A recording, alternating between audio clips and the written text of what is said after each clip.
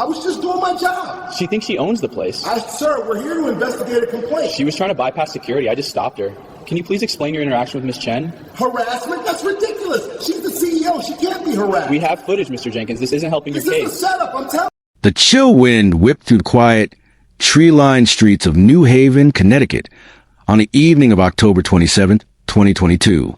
The kind of night where the streetlights cast long, shivering shadows, and the only sounds were the distant hum of traffic and the rustle of fallen leaves.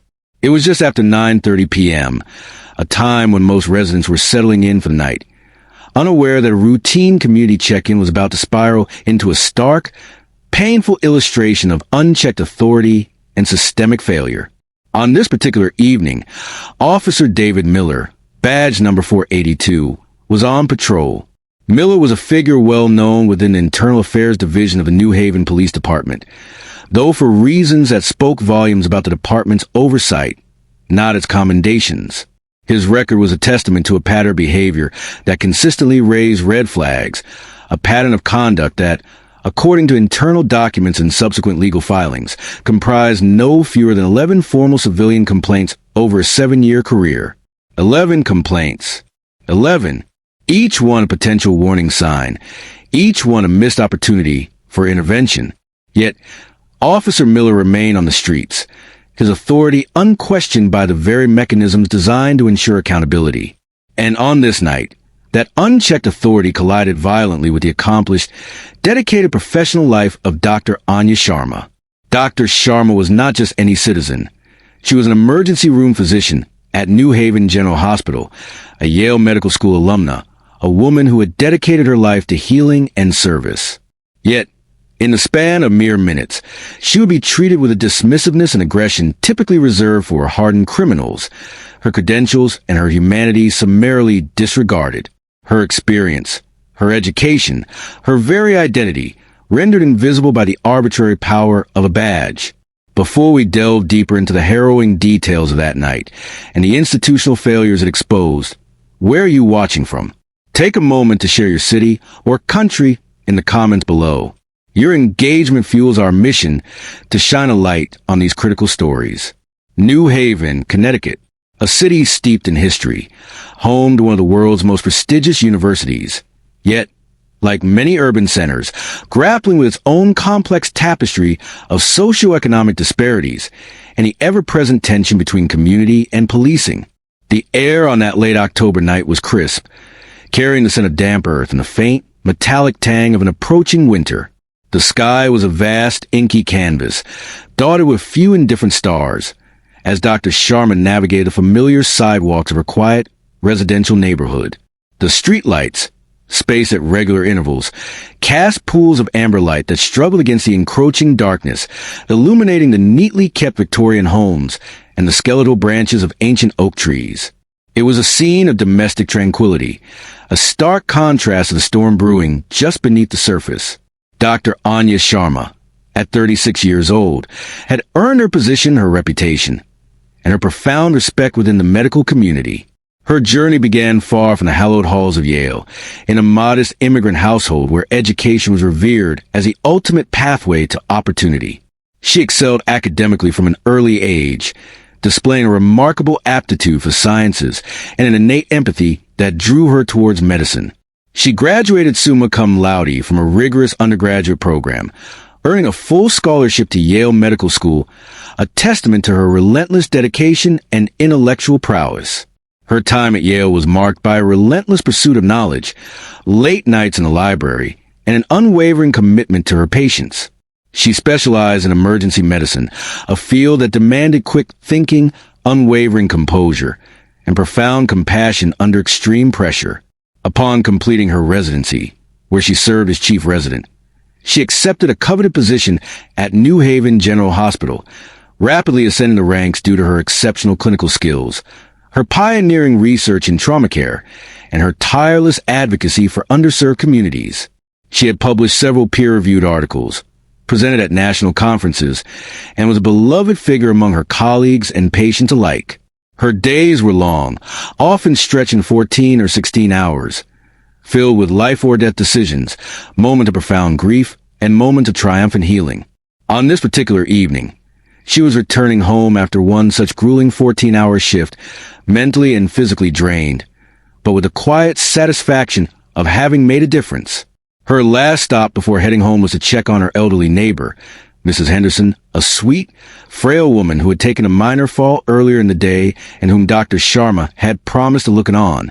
It was a simple act of neighborly kindness, a testament to the community she so deeply valued. Officer David Miller, however, operated from a different playbook. His career, spanning 7 years, was riddled with instances that painted a disturbing picture of a man who viewed his authority not as a public trust, but as a personal prerogative. The 11 formal complaints against him were not mere administrative footnotes. They were a documented account of a pattern of misconduct that should have triggered serious intervention long before October 27, 2022. In 2018, Miller faced his first significant complaint for excessive force during a seemingly innocuous noise complaint call in a Hill neighborhood. Responding to a report of loud music, Miller reportedly escalated the situation almost immediately, physically restraining a young man who was merely attempting to turn down his stereo, resulting in minor abrasions and a formal complaint from the family. The internal investigation concluded with a verbal reprimand and a mandatory de-escalation training module, which, in hindsight, proved utterly ineffective. 2 years later, in 2019, a complaint of racial profiling emerged from a traffic stop on Grand Avenue. A Latino driver, stopped for a minor infraction, alleged that Miller subjected him to an unnecessarily prolonged and invasive questioning, demanding to know his immigration status despite the absence of any reasonable suspicion. The driver, a U.S. citizen, filed a formal complaint. Internal Affairs found insufficient evidence to substantiate racial bias, but noted Miller's lack of professional courtesy. Again, a slap on the wrist. The pattern continued in 2020. Miller was cited for verbal abuse of a homeless individual downtown. Witnesses reported Miller shouting at a man sleeping in a park, demanding he get a job, and threatening him with arrest for vagrancy, despite no specific ordinance violation. The incident was captured on a bystander's phone, leading to another complaint. Miller received a written warning, with the department citing a need for improved community relations.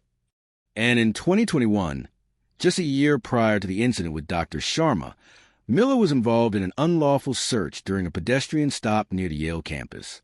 He stopped a student, claiming he fit the description of a suspect in a minor theft, and proceeded to search the student's backpack without consent or probable cause. No evidence of theft was found. The student, a law school aspiring young man, filed a detailed complaint, which led to Miller being temporarily reassigned to desk duty for 2 weeks. This sequence of events, these repeated failures to adhere to professional standards and constitutional rights, painted a clear and troubling picture. The pattern was undeniable, a stark warning sign ignored by the very institution tasked with upholding public safety and justice.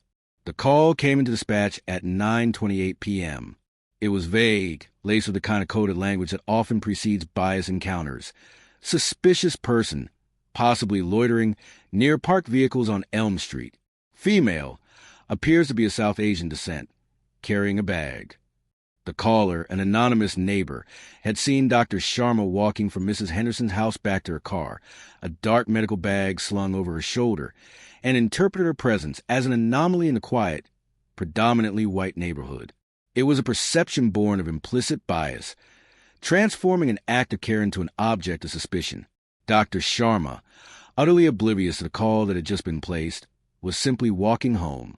Her mind, still processing the day's emergencies, the delicate balance of life and death, was already drifting towards the simple comforts of a warm meal and a few hours of sleep. She clutched her medical bag, a worn leather satchel containing her stethoscope, blood pressure cuff, and other essential instruments, tools of her trade, symbols of her profession. She moved with the quiet grace of someone accustomed to long hours on her feet, her pace steady as she approached her parked sedan. Her only thought was a faint ache in her feet and the lingering scent of hospital disinfectant on her clothes. She was not loitering. She was existing legitimately and mundanely in her own neighborhood after a long day of serving that very community. Should officers be required to verify the legitimacy of a situation before escalating, especially when initial observations contradict the dispatch report. This question lies at the heart of what unfolded next. As Dr. Sharma reached her car, fumbling for her keys, the sudden glare of headlights pierced the darkness. A patrol car, unmistakably Officer Miller's, screeched to a halt just a few feet away. The driver's side window whirred down, and Miller's voice, amplified by the night silence, cut through the quiet. "Hey, you! Stop right there." Dr. Sharma, startled, instinctively froze. She turned, her brow furrowed in confusion. "Excuse me, officer. Is there a problem?" Miller emerged from his vehicle, his hand already resting on his sidearm, his posture aggressive, his face grim. "I'm Officer Miller. We received a call about a suspicious person in this area. You fit the description. I need to see your identification." Dr. Sharma blinked, her exhaustion momentarily forgotten, replaced by a surge of bewilderment. "Suspicious? Officer, I assure you, there's no misunderstanding. I'm Dr. Anya Sharma. I just finished checking on my neighbor, Mrs. Henderson, who had a fall earlier today. I'm an emergency physician at New Haven General." She reached into her medical bag, pulling out her hospital ID badge, which clearly displayed her photo, name, and title. She extended the badge towards him. "Here, you can see my hospital identification." Miller didn't take the badge. He squinted at it, his eyes narrowed, dismissive. "Anyone can fake that, doctor. For all I know, you stole it. I need a state-issued ID, driver's license. Now!" His tone was sharp, laced with an unmistakable edge of suspicion. "Officer, this is my official hospital identification," Dr. Sharma insisted, her voice beginning to waver slightly with frustration. "I just told you I was checking on Mrs. Henderson. You can verify that. She lives right there." She gestured towards her neighbor's house. "I'm an actual doctor. This is ridiculous." "I don't care who you claim to be," Miller retorted, stepping closer, his presence intimidating. "You're acting suspicious. You're loitering. I'm telling you, show me your driver's license, or I will consider you uncooperative, and this situation will escalate quickly." The implication was clear, the threat palpable. "I am not loitering," Dr. Sharma stated, her voice now firmer, pushing back against a rising tide of indignation. "I am walking to my car after attending to a patient. This is my neighborhood. What exactly makes me suspicious?" "Your presence here at this time, fitting the description of the call," Miller snapped, his patience evidently thin. "I don't need to explain myself to you. ID now, or you're coming down to the station." Dr. Sharma, though deeply disturbed by the aggression, maintained her composure. "Officer, I have done nothing wrong. I have shown you my professional identification. I am happy to provide my driver's license, but I need to understand why I am being detained. What crime have I committed?" "You're being detained for questioning," Miller declared, his hand moving from his sidearm to his handcuffs. "Failure to identify yourself to a police officer when requested during an investigation.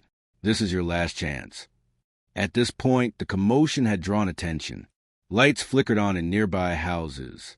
A few neighbors, peering through their curtains, began to gather cautiously on their porches.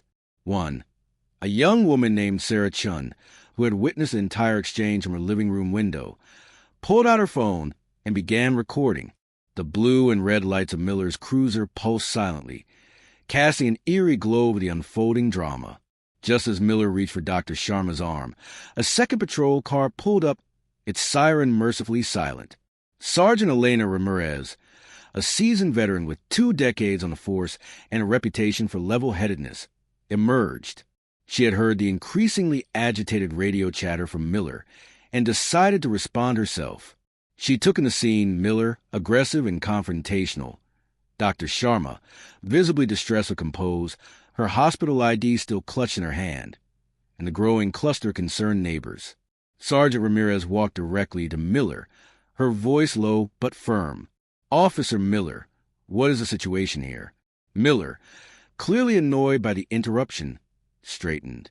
"Sergeant, I'm dealing with a suspicious person, refusing to identify herself. She claims to be a doctor, but I have my doubts." Sergeant Ramirez's gaze shifted to Dr. Sharma, then to the hospital ID in her hand. Her expression softened slightly. Dr. Sharma, is that correct? Yes, Sergeant, Dr. Sharma replied, relief washing over her at the sight of a calmer presence. I am Dr. Anya Sharma. I work at New Haven General. I was just checking on Mrs. Henderson. Sergeant Ramirez turned back to Miller, her eyes hardening. Officer Miller, did you attempt to verify Dr. Sharma's story? Did you ask her to call Mrs. Henderson or offer to knock on her door? Miller stammered. No, Sergeant. She was being uncooperative. The ID could be fake. Sergeant Ramirez took a deep breath, her frustration evident. Officer Miller, this is not how we conduct investigations. Dr. Sharma, I apologize for this misunderstanding. You are free to go. She then turned her full attention back to Miller, her voice dropping to a near whisper, but with an unmistakable steel edge. Miller, step away from Dr. Sharma. Your badge and weapon. Now! The order was immediate, unequivocal, and delivered with the full weight of her rank. The confrontation, thankfully, was over. The immediate resolution was swift, though the emotional scars would linger for Dr. Sharma. Sergeant Ramirez, after ensuring Dr. Sharma was safely on her way home with a sincere apology, immediately placed Officer Miller on administrative leave, confiscating his service weapon and badge on the spot. The sight of a supervisor disarming an officer in the field was a rare and stark indicator of the severity of Miller's transgression. The internal affairs investigation was launched within hours, propelled by Sergeant Ramirez's direct report and the growing whispers among the neighborhood witnesses. Considering the clear pattern of misconduct documented in Officer Miller's file, with 11 formal complaints, should officers with such a history face automatic termination after an incident of this magnitude? This question became a central point of contention in the weeks and months that followed. What truly propelled this incident from a local controversy to a national outcry was the power of social media. Sarah Chun, the neighbor who had discreetly recorded the entire confrontation on her smartphone, uploaded the raw footage to YouTube and Twitter that very night. Within 12 hours, the video had garnered over 1 million views. By the end of the first week, it had exploded, reaching tens of millions across various platforms, amplified by news outlets and civil rights organizations. Hashtags like hashtag Justice for Dear Sharma, hashtag Police Accountability, and hashtag Bias in Policing began trending globally. The visual evidence was undeniable. A highly accomplished, professional woman, clearly identifying herself and explaining her legitimate activities, being aggressively threatened and dismissed by an officer whose own actions were demonstrably out of line. The chilling dialogue, Miller's dismissive, "Anyone can fake that, doctor," became a rallying cry against arbitrary authority. The institutional responses were initially cautious, then increasingly decisive under the intense public spotlight. The New Haven Police Department initially released a statement acknowledging an ongoing internal investigation and assuring the public of transparency and accountability. However, as the video continued to circulate and public pressure mounted, Dr. Sharma, with the support of the ACLU and a prominent civil rights law firm, filed a comprehensive civil rights lawsuit against Officer Miller and the city of New Haven. The lawsuit alleged false arrest, racial profiling, excessive force, and severe emotional distress, detailing how the incident had not only violated her constitutional rights, but had also inflicted deep psychological trauma, causing her to experience anxiety and fear in her own community, undermining her sense of safety and belonging. The legal battle was intense, but ultimately short-lived. The overwhelming evidence, including the viral video, Sergeant Ramirez's damning testimony, and Officer Miller's extensive disciplinary record, left the city with little room to maneuver. After weeks of negotiation, the city of New Haven agreed to a settlement of $3 million to Dr. Anya Sharma.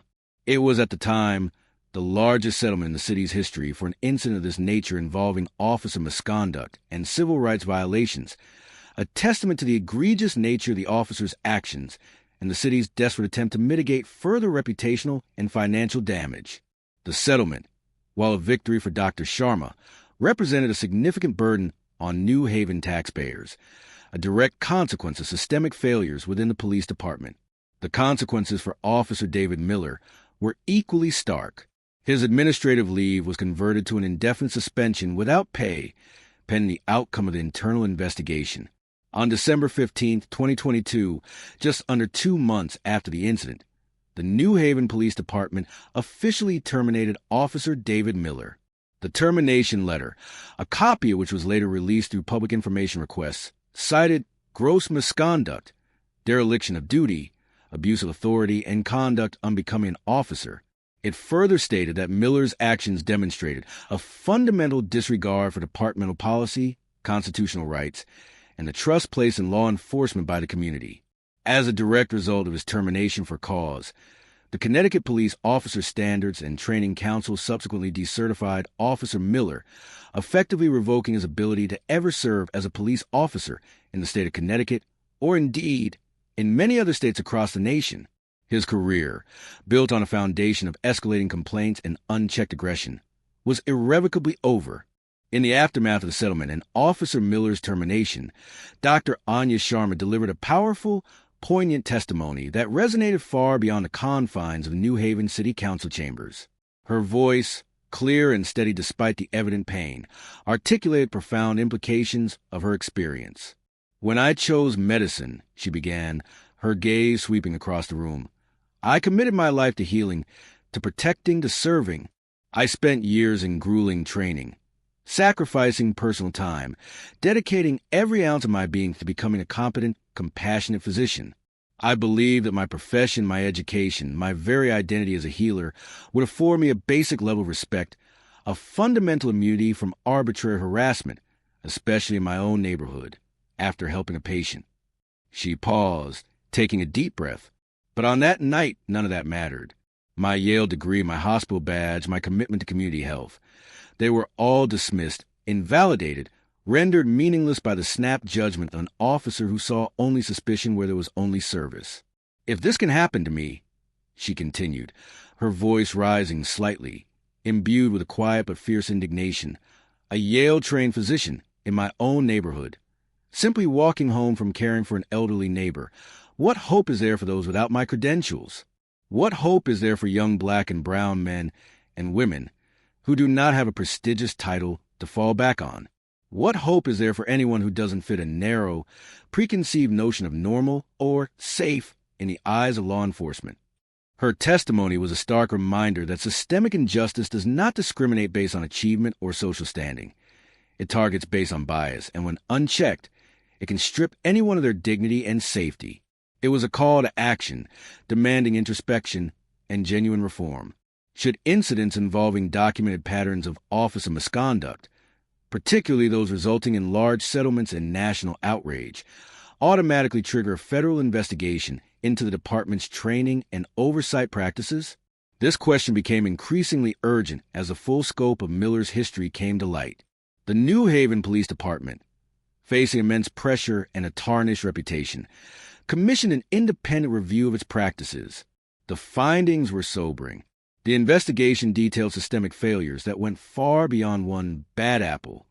It revealed inadequate de-escalation training, particularly concerning interactions with community members who were not immediate threats. It highlighted insufficient oversight of officers with multiple complaints, noting that Miller's 11 prior complaints had not triggered any significant proactive intervention or retraining that could have prevented the incident with Dr. Sharma. The report pointed to critical deficiencies in implicit bias training, suggesting that existing programs were superficial and failed to address the deep-seated biases that could lead an officer to view a South Asian woman carrying a medical bag as suspicious. Furthermore, it found a distinct lack of robust community engagement strategies, contributing to a disconnect and mistrust between the police force and the diverse populations it served. The mechanisms for citizen complaints were deemed cumbersome and often yielded insufficient disciplinary action. In response to these damning findings, the New Haven Police Department, under new leadership, announced a comprehensive slate of reforms. These included the immediate implementation of enhanced de-escalation protocols, emphasizing communication and verification over confrontation. Mandatory, recurring implicit bias training was introduced, developed in collaboration with community organizations and focused on practical, real-world scenarios. A civilian oversight board, with expanded powers to review complaints and disciplinary actions, was established, ensuring greater transparency and public input.